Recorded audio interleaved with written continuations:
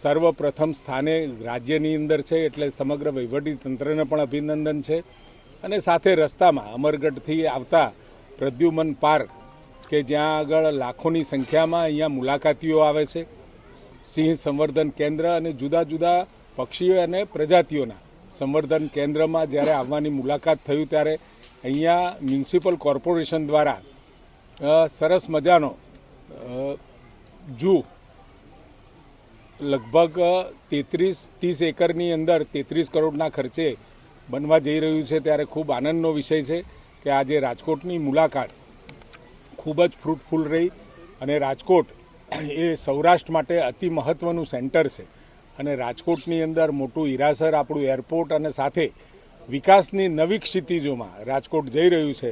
ત્યારે સમગ્ર રાજકોટવાસી અને સૌરાષ્ટ્રવાસીઓને ખૂબ ખૂબ અભિનંદન. એમ્સ સૌથી મોટું એરપોર્ટ પણ અહીંયા વિકસિત થઈ રહ્યું છે. ત્યારે રાજકોટ આગામી સમયની અંદર વિકાસની હરણફાળ ભરી રહ્યું છે અને સૌરાષ્ટ્રનું ઔદ્યોગિક સેન્ટર રાજકોટ આવતા સમયમાં નવી ઊંચાઈઓને પણ હાંસલ કરશે.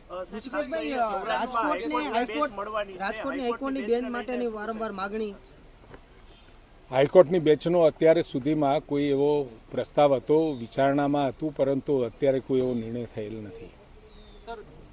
દીપડા અને બીજા અન્ય જે વન્ય જીવો છે એ શહેર સુધી આવવાના વારંવાર બનાવ બનતા રહ્યા છે અને જ્યાં આગળ જીવન ધબકતું હોય એવા ગામડાઓ સુધી પહોંચે છે.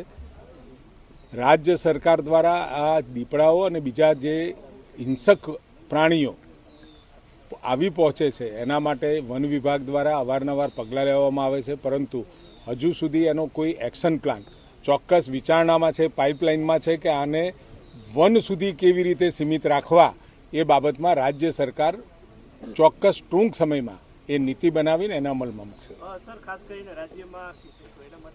નવા એક્ટની અમલવારી આ જ વર્ષથી આપણે ચાલુ કરી દીધી છે. NEP 20 લાગુ પણ કરી દીધો છે.